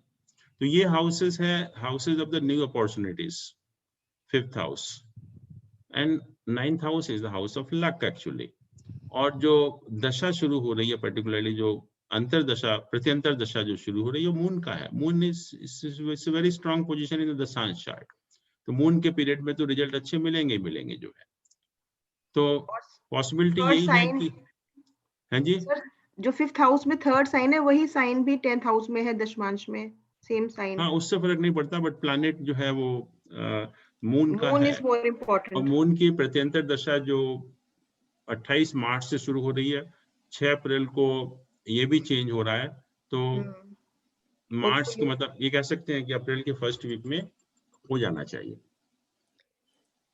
और ज्वाइनिंग भी इसी से कैलकुलेट होगी, कभी ज्वाइनिंग बाद में दें वो लेटर मिलने के? नहीं ज्वाइनिंग बाद में नहीं देंगे, वो करा लेंगे उस टाइम जो है। सर तो जो राहु केतु इस टाइम पे ट्रांजिट में है, जैसे राहु टॉरस में, तो उस चीज का इफेक्ट कंसिडर नहीं करना चाहिए हमें? नहीं कंसिडर तो किया ना, मून के ऊपर राहु का ट्रांजिट हुआ तो टेंशन तो हो गया। Right sir. और सैटर्न को भी देख रहा है तो प्रॉब्लम तो क्रिएट कर ही दी उसने जो है। ओके। तो ये जब ट्रांजिट होते हैं इस टाइप के तो नेचुरली वो एक प्रॉब्लम क्रिएट तो करते ही हैं। Okay sir, okay sir which we can say कि दशा की वजह से तो जॉब चली गई, लेकिन ट्रांजिट की वजह से मिल जाएगी। हाँ अब जो ट्रांजिट होगा उसकी वजह से जो है मिल जाएगी, क्योंकि ये जो ट्रांजिट है तो नेचुरली जो भी नेगेटिव इफेक्ट थे मून के ऊपर राहु या सैटर्न के ऊपर केतु ट्रांजिट होने के, बट जैसे ही जुपिटर 5th और 9th हाउस को देखेगा, देखिए 5th हाउस और 9th हाउस दोनों हाउस ऑफ प्रॉस्पेरिटी हैं वैसे भी। और जहां तक 5th हाउस का सवाल है, ये 8th है फ्रॉम द 10th हाउस, तो this is house of new opportunities also. तो जैसे ही यहाँ पर आएगा 11th साइन में तो ऑटोमेटिकली जो है कुछ ना कुछ अच्छा काम हो जाएगा।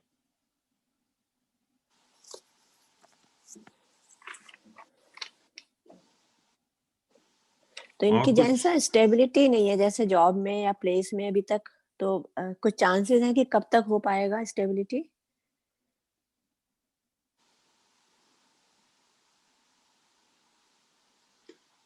देखिए जुपिटर में इस समय जो पीरियड चल रहा है सैटर्न का पीरियड चल रहा है।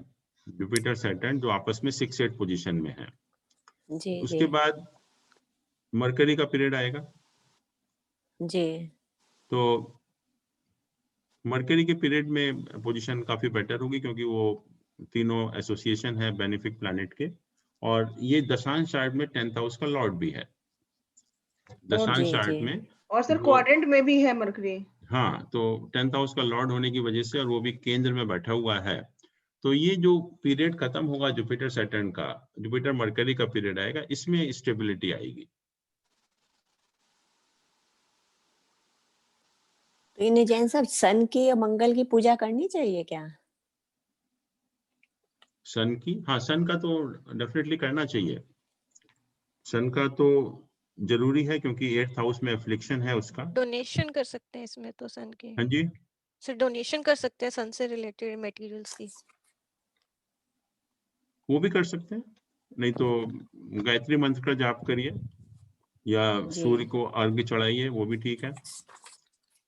सर वो अगर मैरिज पॉइंट ऑफ व्यू से देखे तो सर 7th का लॉर्ड तो 8th हाउस में बहुत अच्छा नहीं माना जाता। देखिए हम लोगों ने इतनी बार बात की कि जब मैरिज को हम देखते हैं तो 3 हाउसेस इन्वॉल्व हो जाते हैं, 7th 8th और 9th houses. 9th is very good. हाँ, जब किसी का भी भाग्य स्थान अच्छा हो तो सारे हाउसेस के जो नेगेटिव एस्पेक्ट होते हैं वो खत्म हो जाते हैं उससे। आप देखिए बहुत से लोग पढ़ाई में अच्छे नहीं होते, मेहनत नहीं करते, लेकिन 9th हाउस बहुत अच्छा होता है उनका, तो they get a very good job, they get success in competition also. तो 9th हाउस को भी हमें ध्यान रखना है, हमें 9th हाउस को नहीं भूलना है। सर इसमें जुपिटर के पूजा करना ज्यादा अच्छा रहेगा ना? हाँ, जुपिटर वीक है तो जुपिटर का जितना करेंगे उतना शुभ अच्छा करने है। के लिए। सर जैसे 9th हाउस में मरकरी प्लेस्ड है, it is the lord of 5th house, but it is also the lord of 8th house, right. तो it is spoiling also and it is. देखिए जो lord of 5th in the 9th house it's a very very powerful राजयोग। Okay, तो थोड़ा सा उसको dilute कर देगा, थोड़ा नहीं पूरा डाइल्यूट कर देगा उसको। राजयोग बन गया ना अब तो। It's very very powerful combination, Lord of one त्रिकोण इन अनदर त्रिकोण। जैसे 1 डिग्री का है तो डिग्री के हिसाब से जुपिटर भार्गवतम भी तो है ना D9 में, तो वो उतना भी तो मतलब ये नहीं है, वीक नहीं होना चाहिए। देखिए जब कोई प्लैनेट बहुत वीक है तो वर्गोत्तम होने के बावजूद भी बहुत स्ट्रांग तो नहीं हो जाएगा, रहेगा तो वीक ही, बट थोड़ा सा पॉजिटिव हो जाता है, बट एक्चुअल में तो वीक ही है प्लैनेट। मतलब मेनली डिग्री भी इफेक्ट करेगा बहुत ज्यादा। हाँ हाँ बिल्कुल। तो क्योंकि बाल अवस्था में मानेंगे ना इसको। हाँ, बहुत ही कम डिग्री का है। सर मेरा एक बेसिक क्वेश्चन था। हाँ जी। मेरा एक बेसिक क्वेश्चन है जी। जैसे एक प्लैनेट 2 हाउस का लॉर्ड होता है, बिल्कुल, और वो अगर मतलब जहां बैठता है तो वो अपने मतलब किस अपनी दशा महादशा में किस वाले हाउस की रिजल्ट देगा? देखिए जब कोई भी प्लैनेट 2 हाउस का 2 साइन का लॉर्ड है तो जो उसका मूल त्रिकोण साइन है बेसिकली उसके जो रिजल्ट होते हैं वो प्रीडोमिनेंट करते हैं। ओके। लेकिन जुपिटर वीक कैसे है? 1 डिग्री का है ना इसमें। अच्छा, अदरवाइज रिट्रोग्रेड है सब कुछ है तब भी डिग्री से। हाँ, इसे वीक प्लैनेट एक्चुअली। सर मैं ये पूछना चाहती हूँ, लेकिन जो हम नीचे रश्मि किरण देखते हैं उसमें प्लैनेट पावर में 50% आ रही है जुपिटर की पावर। ये टोटल देखिए उसका हमें जो स्ट्रेंथ वगैरह हम लोग अलग से कैलकुलेट करते हैं, बट यहाँ पर जो रश्मि किरण का सिर्फ इसी को देखिए, इसकी ज्यादा देखने की जरूरत नहीं है। No planet power. हाँ, प्लैनेट पावर से टोटल कंबाइंड होके जो रश्मि किरण टोटल आती है, तो प्लैनेट पावर तो हम अलग तरीके से निकालते हैं, दिस में not be the right method actually. Jupiter का मतलब सदबल में देखेंगे ना, जो जुपिटर का स्ट्रेंथ। हाँ, छठबल में। छठबल भी 1.21 है। हाँ, तो 1.2 आप भी देखिए ना इसमें, 1 मिनट।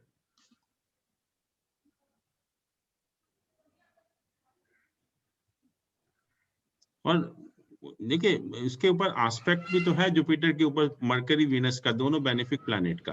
हाँ। तो उससे भी तो थोड़ा फर्क पड़ता है ना छठबल में, उससे भी तो थोड़ा स्ट्रेंथ मिलती है उसको। तो यहाँ पर देखिए कितना है इसका जुपिटर का, 7 की जगह 7.5 है। 7.5 रूपास। हाँ, तो उतना ही है, मिनिमम से थोड़ा ही ज्यादा है बस, और क्या। और उसको जो स्ट्रेंथ इसलिए मिल जाती है क्योंकि ये वर्गोत्तम भी हो गया और दोनों बेनिफिक प्लैनेट का एस्पेक्ट भी हो गया उसका। पर जुपिटर को जितना स्ट्रॉन्ग करेंगे उतना ही फायदा है। जुपिटर वीक नहीं है बेसिकली, सब एवरेज से तो ज्यादा ही है। हाँ, एवरेज ज्यादा इसीलिए हो गया क्योंकि यहाँ पर मरकरी वीनस का एस्पेक्ट भी हो गया उसके ऊपर, रेट्रो भी है। और हाँ सर यहाँ पर पुखराज पहन सकते हैं क्या, थर्ड हाउस में जुपिटर है तो? प्रोफेशन में प्रॉब्लम बढ़ जाएगी ना सर। बताइए, दशमांश में 8th हाउस में है। नहीं सर, क्योंकि वो सेकंड हाउस का भी लॉर्ड है ना। सेकंड हाउस का भी लॉर्ड है। सेकंड हाउस के लॉर्ड का नॉर्मली नहीं पहनते, मारक भी है वो। ओके तो उसको हम अवॉइड करेंगे। ठीक है। और जैन साहब एक था कि कोई चांसेस हैं कि या इस सिटी से यहाँ से दूसरी कोई सिटी में शिफ्ट करने के? अभी देखिए इस समय जो पीरियड चल रहा है ना वो जुपिटर सैटर्न का पीरियड चल रहा है। जी जी। तो कोई राहत मिलने के बहुत ज्यादा चांस नहीं है, मतलब चेंज होने के चांस नहीं है जी, अभी नहीं है। मरकरी का पीरियड आएगा तो डेफिनेटली उस टाइम पॉसिबिलिटी बनेगी जी। नेक्स्ट ईयर जो है। और इससे जैन साहब हस्बैंड की हेल्थ भी पता चल सकती है कि कैसी चल रहेगी? देखिए जो ये 8th हाउस है जी ये सेकंड है फ्रॉम द 7th हाउस। जी जी तो this house also becomes a मारक फॉर द स्पाउस। जी जी। ये हम कहते हैं कि क्योंकि ये 7th हाउस से सेकंड हाउस है तो ये मारक है स्पाउस के लिए। तो जी उसमें जी तीनों मेलिफिक प्लैनेट का प्लेसमेंट है। जी तो ये इंडिकेट नहीं करता कि हस्बैंड की हेल्थ बहुत अच्छी रहेगी। जी जी। तो ये तीनों मेलिफिक होने की वजह से वो रीजन है उसका। लेकिन अच्छा, सर 7th का लॉर्ड तो 8th में है ना, तो थोड़ा फर्क आएगा इस चीज का। 7th का 8th की हम बात नहीं कर रहे, वो तो हम ये बात कर रहे हैं इस समय कि हस्बैंड की हेल्थ का। वो तो हमने देखा कि भाग्यस्थान बहुत अच्छा है तो इसके जो मैरिज के नेगेटिव पॉइंट है वो नलिफाई हो गए। ओके। अब क्योंकि जो सेकंड 8th हाउस है वो सेकंड है from the 7th house, so it becomes the मारक फॉर द स्पाउस। और वहां पर तीनों मेलिफिक प्लैनेट का प्लेसमेंट है और कोई भी पॉजिटिव प्लैनेट नहीं है वहां पर, कोई भी बेनिफिक प्लैनेट नहीं है। तो ये हस्बैंड की हेल्थ को थोड़ा सा मतलब नेगेटिव है उस पॉइंट ऑफ व्यू से। तो सन की पूजा इसके लिए भी ठीक रहेगी मतलब करनी? हाँ ये करेगी तो नेचुरली हस्बैंड को फायदा होगा। सन और मार्स की अगर उपाय करेंगे तो जी हस्बैंड का ऑटोमेटिकली मतलब अच्छा रहेगा, अपने लिए जी भी अच्छा है और हस्बैंड के लिए भी अच्छा है। जी जी। ठीक चलिए ठीक है जैन नेक्स्ट साहब। करते हैं। थैंक यू जैन साहब।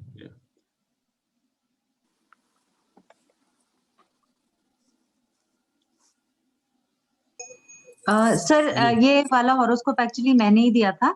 इसमें एक छोटी सी करेक्शन थी। 2:55 PM टाइम ऑफ बर्थ था सर। अच्छा this is PM not AM। जी सर जी सर जी सर। एक मिनट।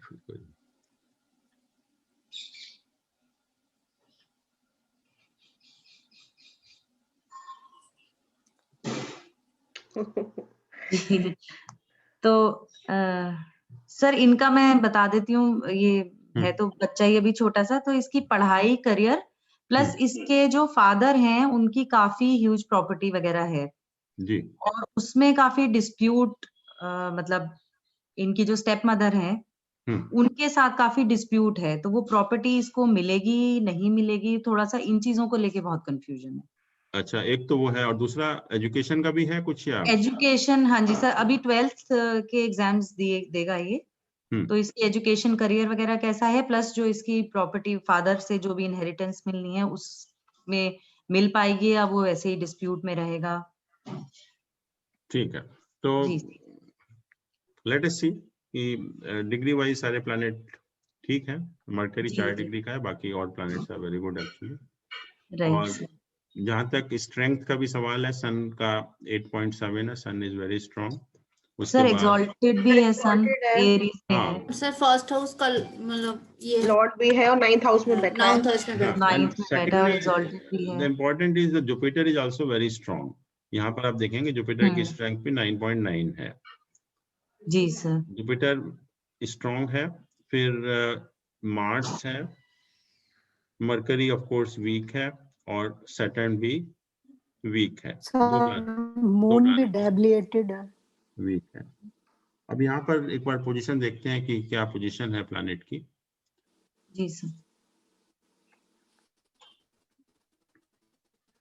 सर लेकिन 10th हाउस में सारे ही मेलेफिक्स का एसोसिएशन है, सैटर्न, राहु, मार्स और बेनिफिक्स का भी है, बेनिफिक्स का भी है, right right. Venus, Mercury and moon का एस्पेक्ट।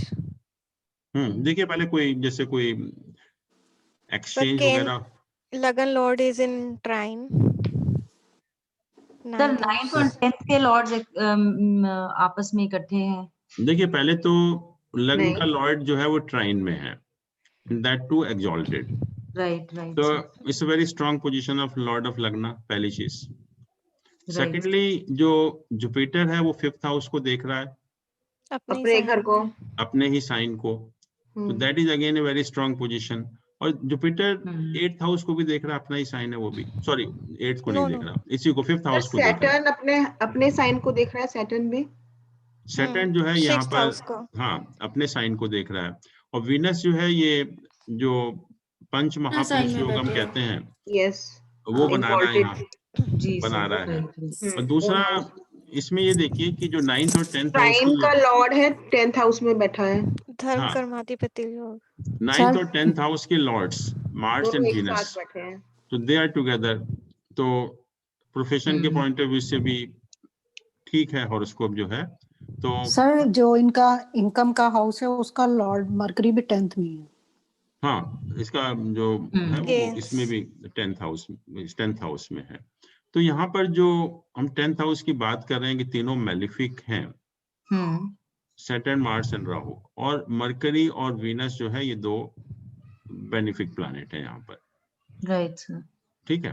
अच्छा मून की क्या पोजीशन है? मून डेबिलिटेशन में है सर, मून डेबिलिटेटेड है, मून नीच का है, राइट। और मून के साथ भी वही पोजीशन है कि तीनों मेलिफिक प्लैनेट का एस्पेक्ट है। सर ये कैंसिलेशन नहीं हो रहा मून का डेबिलेशन? मार्स एस्पेक्ट कर रहा है अपने साइन को। बिल्कुल। यहाँ अगर आप मून का जो हम लोगों ने नीच भंग राजयोग डिस्कस किए थे, तो उसमें एक कंडीशन थी कि if the sign dispositor is aspecting that planet, तो नीच भंग हो जाता है। तो यहाँ पर जो मंगल है इसका जो साइन डिस्पोजिटर है वो एस्पेक्ट कर रहा है, तो इसका जो है नीच भंग हो जाता है। और वैसे भी ये कहा था कि sign dispositor of this planet and sign dispositor of its exaltation sign, दोनों तरह से हो रहा है कैंसिल। हाँ, if both are in the mutual केंद्रास, तभी भी डेबिलिटेशन कैंसिल हो जाता है। तो यहाँ पर जो दोनों तरह से हो रहा है, वीनस एंड मार्स जो है वो आपस में केंद्र में है, तो इसलिए वो डेबिलिटेशन जो है वो कैंसिल हो जाता है। अब क्वेश्चन ये है कि पहली चीज तो ये जो दशा चल रही है इसकी, केतु की दशा, और ये दशा 2027 तक रहेगी। और केतु का अगर हम देखें तो इसके रिजल्ट बहुत फेवरेबल नहीं मिलते पढ़ाई के पॉइंट ऑफ व्यू से। Okay sir. तो सर वैसे एवरेज स्टूडेंट ही है। हाँ, तो ये दशा भी केतु की है, क्योंकि प्लैनेट की पोजीशन तो मैं कहूंगा कि ठीक है, खराब नहीं है, बट जो दशा वगैरह है वो बहुत अच्छी नहीं है।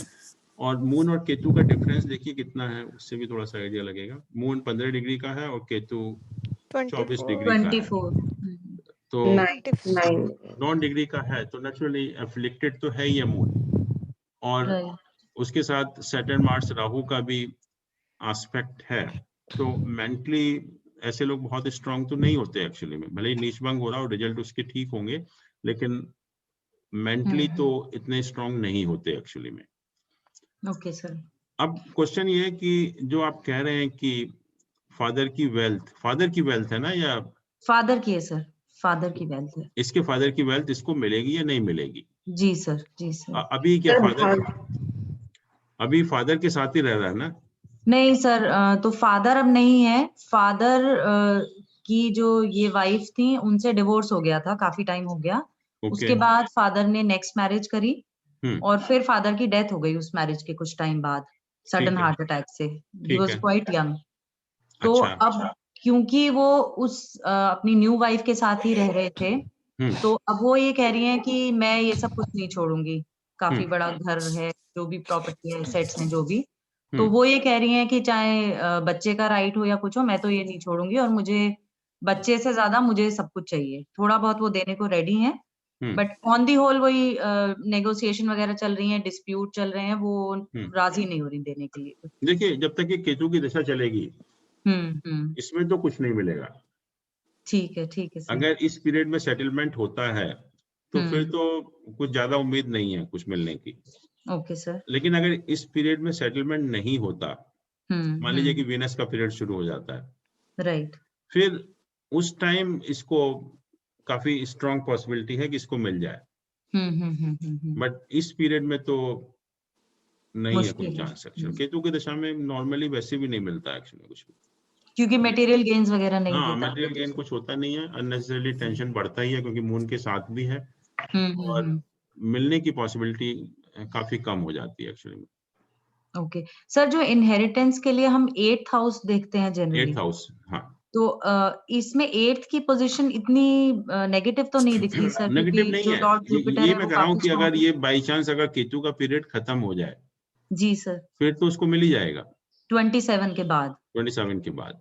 बट अगर सर क्या इसमें किसी अंतरदशा में मिलने के चांसेस नहीं है? नहीं, केतु का जब मेन पीरियड चलता है ना, तो कुछ नहीं मिलता एक्चुअली। ओके सर, इसमें रश्मि किरण कितनी है? रश्मि किरण देखिए कितना है सर। किसी डिविजनल चार्ट से भी ये देख सकते हैं क्या, इनहेरिटेंस?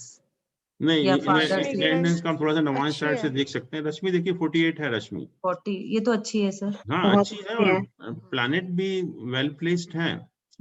सर वैसे काफी मतलब वेरी वेल ऑफ फैमिली है। हाँ, वही मैं कह रहा हूँ। जो डॉक्टर मीना जो पहले वाले कोर्स में थी, उनका नेफ्यू है, उनके रियल ब्रदर का बेटा है। तो अच्छी काफी वेल ऑफ फैमिली है, बहुत एजुकेटेड फैमिली है, बट समहाउ वही कुछ गलत डिसीजंस की वजह से तो बच्चा बहुत सफर कर रहा है काफी टाइम से, मतलब पर्सनल फ्रंट पे उसकी वजह से उसकी पढ़ाई पे बहुत इम्पैक्ट पड़ रहा है। नहीं, दशा भी केतु की है तो नेचुरली ये टेंशन तो रहेगा। सर जैसे सन की षड्बल बहुत ज्यादा है, सर तो मेरा एक केतु में क्वेश्चन था इसमें, सन की जैसे अंतर्दशा उसके में कुछ मदर हो फादर सकता है नहीं क्या? है, तो किसी बच्चे के चार्ट में या किसी के में भी वो उस चीज को हम कैसे देखें? क्या चीज? मदर है इनकी, मदर है, फादर अब नहीं है। स्टेप मदर है शायद? नहीं, मतलब अपनी मदर तो है, उनसे डिवोर्स हो गया था, तो उन्हीं के साथ फर्स्ट मदर है मतलब ना? फर्स्ट मदर है, राइट। अच्छा, फर्स्ट। हाँ सर, इसमें फादर की डेथ है तो वो कैसे देखेंगे? बताइए कैसे देखेंगे? सर सन कारक होता है, लेकिन इनका सन तो काफी अच्छा है। फादर की डेथ कब हुई है ये बताइए पहले। तो दशा भी तो डिपेंड करेगी, फिर 64 नवांश भी है। 2019 में हुई है ये, मतलब केतु की दशा से पहले? हाँ जी, 2019 में हुई है सर। मरकरी में सैटर्न का पीरियड चल रहा था। राइट सर, हाँ जी। 2019 में शनि वाज हियर और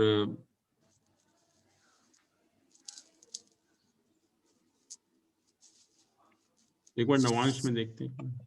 या सर D4 चार्ट जो पेरेंट्स के लिए होता है उसमें से कुछ D12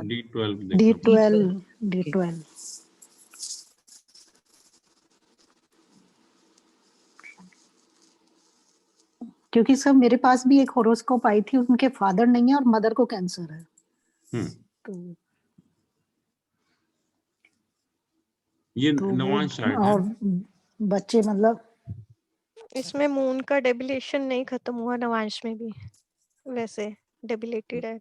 हाँ, वर्गोत्तम हो गया, पर वर्गोत्तम हो गया वो तो। और सन है, बट सन अपनी राशि में है। सन के साथ सैटर्न राहु का, लेकिन वर्गोत्तम हो गया। हाँ, सन के साथ सैटर्न राहु का एसोसिएशन है। और D12 चार्ट आप देखिए।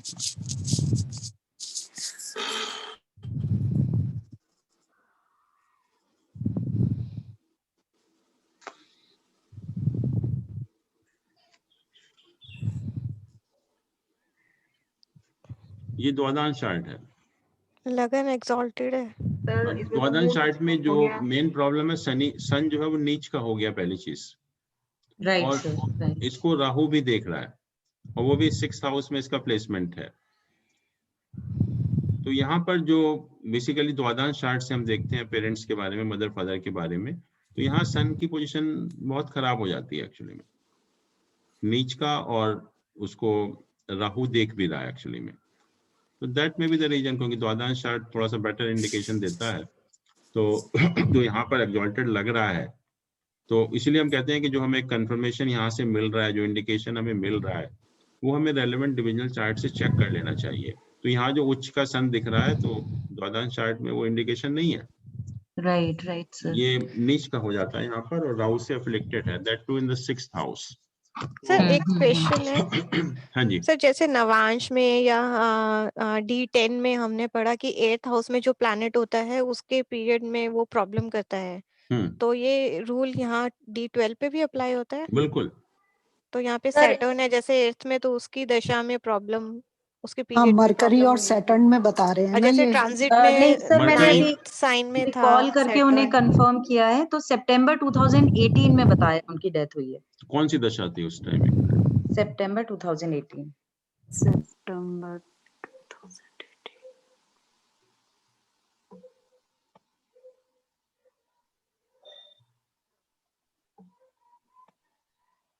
सर सैटर्न की दशा थी। नहीं, उसकी वीनस की दशा थी। नहीं, मरकरी की होगी, मरकरी की वीनस दशा से पहले थी। तो से पहले होगा ये, राइट। मरकरी सैटर्न में हुआ है ना? मरकरी सैटर्न ही हुआ सर। हाँ, और सैटर्न यहाँ द्वादश में देख ही रहे हैं आप, 8th हाउस में प्लेस्ड है। 8th हाउस में है, और ट्रांजिट भी था तब 9th सर मरकरी सेकंड में भी है, मारक के स्थान में है द्वादश में। नहीं, वो मारक वो वैसे नहीं देखेंगे इसमें जो है, बट बेसिकली जो 8th हाउस में प्लैनेट प्लेस्ड है, और सन की क्या पोजीशन है यहाँ पर, सन की पोजीशन, और क्योंकि हम 9th हाउस की बात कर रहे हैं तो 9th हाउस को भी देखना पड़ेगा यहाँ पर। और 9th हाउस में आप देख रहे हैं कि दोनों तरफ मैलेफिक प्लैनेट हैम्ड है बिटवीन मैलेफिक प्लैनेट्स। तो फादर के लिए जो इंडिकेशन थे लग्न चार्ट से, वो द्वादश चार्ट में उल्टे ही हैं पूरे के पूरे जो है।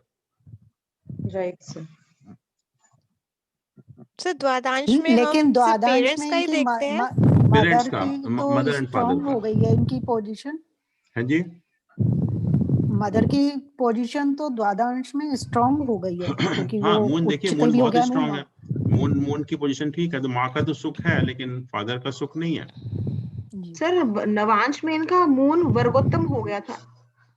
हाँ, मून, तो उसको हम बुरा मानेंगे? नहीं बुरा मैंने नहीं कहा कि बुरा नहीं, मानेंगे। जैसे किसी ने कहा था कि डेबिलेशन खत्म नहीं हुआ है, तो उसको नहीं, नेगेटिव खत्म हो मानेंगे? गया ना, नहीं, खत्म हो गया था। डेबिलिटेशन तो वो तो दोनों तरह से यही- खत्म हो गया। नीच तो भंग तो लग्न मून में- का हो ही गया, बट इवन देन मून ठीक है, लेकिन जो एफ्लिक्शन है वो तो रहेगा ना मैलेफिक प्लैनेट का भी, और पर्टिकुलरली केतु के साथ है, तो नेचुरली वो जो एक माइंड में थोड़ा सा एक टेंशन रहता है, वो तो रहता ही है हमेशा, जो प्रेशर रहता ही है। तो सर इसका और मतलब दशा डेथ भी का वन ऑफ द मेन दशा भी केतु की चल रही है, तो नेचुरली जो मेंटल टेंशन का ही टाइम है मैक्सिमम इस समय जो। ओके। एंड सर फादर की डेथ का मेनली हम ये भी समझ सकते हैं कि D12 के 8th हाउस के ऊपर से ट्रांजिट था सैटर्न का। हाँ, वो भी है, और बट जो सन की पोजीशन है वो भी तो काफी खराब सन है भी ना यहाँ पर। डेबिलिटेटेड है। बिल्कुल। Right sir, right.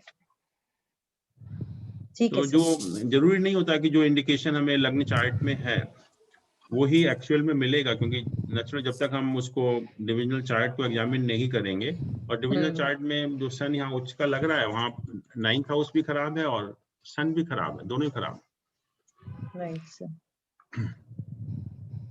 ठीक है। इसका मतलब सर इनको केतु के पीरियड के बाद ट्राई करना चाहिए थोड़ा सा। बिल्कुल, केतु के पीरियड तक अगर किसी तरह से निकाल देते हैं या सेटलमेंट नहीं होता है, तब ज्यादा पॉसिबिलिटी बनती है, क्योंकि बाकी प्लैनेट तो स्ट्रॉन्ग है, और जब ये सारी चीजें मिलनी है इसको, तो नेचुरली कहीं ना कहीं से पैसा भी तो मिलेगा ही ना। बिल्कुल बिल्कुल सर। और इनकी फिर मेन पढ़ाई का भी यही केतु के पीरियड में ही निकल जाएगा। नहीं, केतु का पीरियड बहुत अच्छा नहीं होगा पढ़ाई के पॉइंट ऑफ व्यू से। राइट सर, मे बी 27 के बाद, बाय द टाइम इनकी बीटेक वगैरह हाँ, कंप्लीट तो ये हो सकता है कि 27 के बाद जब वीनस का पीरियड आएगा, तो कुछ सेटलमेंट होगा, पैसा वैसा मिलेगा, तो फिर कुछ काम वाम तो ठीक करेगा ये बाद में। ठीक है सर, ठीक। सर यहाँ पर केतु मून के रिजल्ट देगा या मार्स के रिजल्ट देगा? केतु किसी के भी रिजल्ट दे, लेकिन जो केतु मटेरियल गेन का प्लैनेट नहीं है, तो कोई भी मटेरियल गेन नॉर्मली केतु की दशा में नहीं होता एक्चुअली में। सर जैसे इस बच्चे के 10th हाउस में 5 प्लेनेट हैं, तो मतलब ये प्रेडिक्ट कर सकते हैं कि मतलब ये बिजनेस में ही ज्यादा अच्छा जाएगा? क्यों? बिजनेस का क्या मतलब है 10th हाउस से? सर ये मतलब 10th हाउस मतलब कर्म का भाव होता है ना, 10th तो house is the house of profession, profession, not business और service. It is the house of profession, और बिजनेस का जो हाउस होता है that is 7th house. Okay.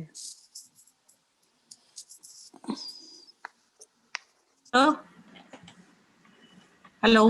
हाँ जी सर जैसे इसमें इनके फादर की डेथ बताई है, तो इसका मतलब जब बच्चा पैदा होता है तो पेरेंट्स की लॉन्गेविटी हम D12 से चेक कर सकते हैं? हाँ, D12 चार्ट इसी पर्पस के लिए है।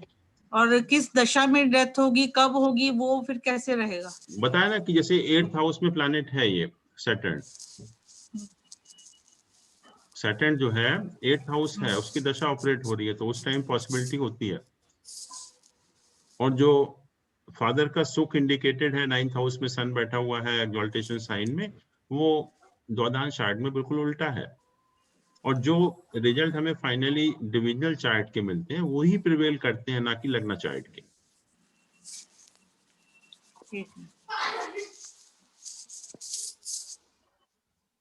जैसे भी देखिए ना, मरकरी सैटर्न का जब पीरियड ऑपरेट हुआ तो स्ट्रेंथ भी अगर आप देखेंगे तो Saturn is stronger than mercury, तो रिजल्ट तो आपको सैटर्न के मिलेंगे। और सैटर्न यहाँ पर प्लेस्ड है 8th हाउस में।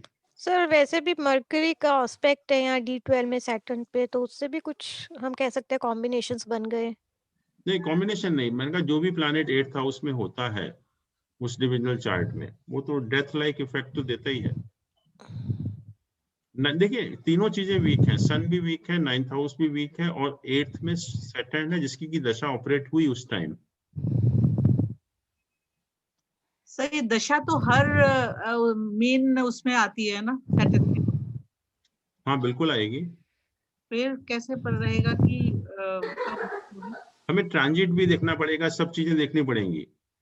उस समय जो ट्रांजिट भी होगा, ये यहाँ पर राहु केतु का ट्रांजिट है, तो ट्रांजिट वाज आल्सो बैड।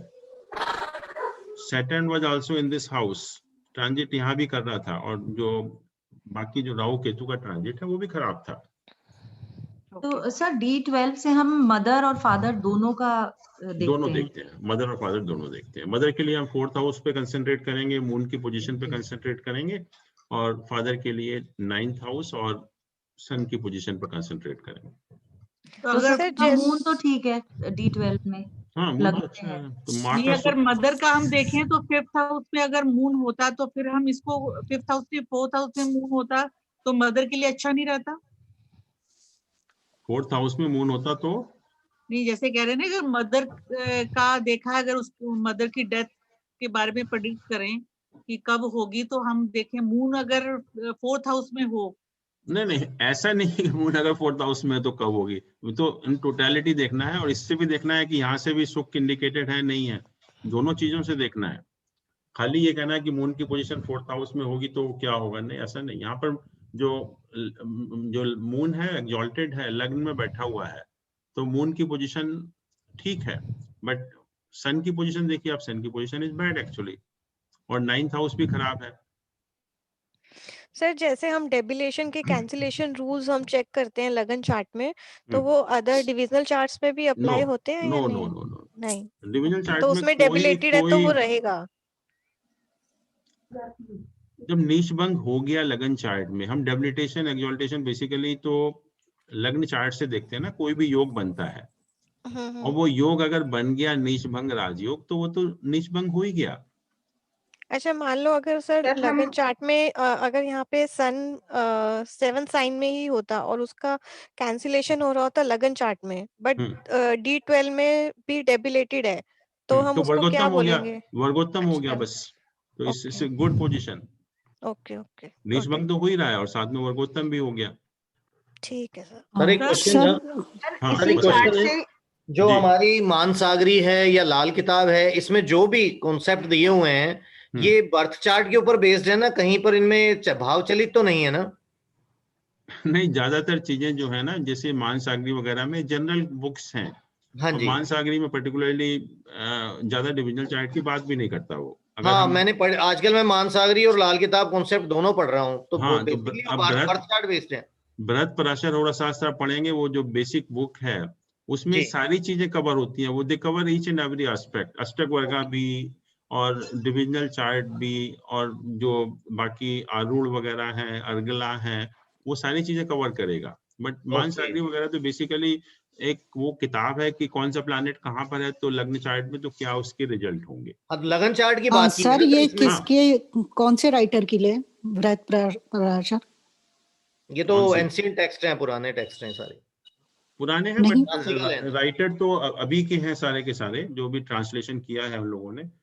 तो वो तो आपको देखना पड़ेगा खुद ही कौन सी किताब आपको अच्छी लगती है, बिकॉज सर इस बच्चे के जो मदर का, इसमें अगर हम लॉन्गिविटी देखें तो अच्छी है ना, क्योंकि मून एक्सॉल्टेड है। अब मदर की लॉन्गिविटी आप इससे नहीं देख सकते, इससे सिर्फ इतना देख सकते हो कि इस बच्चे को माँ का सुख है या नहीं है, दैट्स ऑल। सर सपोज यही चीज हम, जैसे हमने सन की तो क्योंकि हो चुका है हम देख रहे हैं, लेकिन अगर मून का देखना चाहें तो कैसे दिखेंगे? मून का द्वादश चार्ट में पोजीशन ठीक है मून की, तो इनकी लॉन्गिविटी इससे हम predict कर लॉन्गिविटी का सकते हैं? देखिए, longevity it doesn't indicate longevity. 4th house Time of death- only indicate माँ का सुख है या नहीं है। अच्छा, अब उसमें उसकी माँ की कोई वेल्थ या लॉन्गेविटी या हेल्थ से रिलेशन नहीं है, आपको माँ का सुख है या नहीं है। अरे माँ का सुख कब तक रहेगा वो चेक कर सकते हैं? वो तो आप आगे की दशाएं वशाएं देखेंगे, ट्रांजिट देखेंगे, तब पता लगेगा।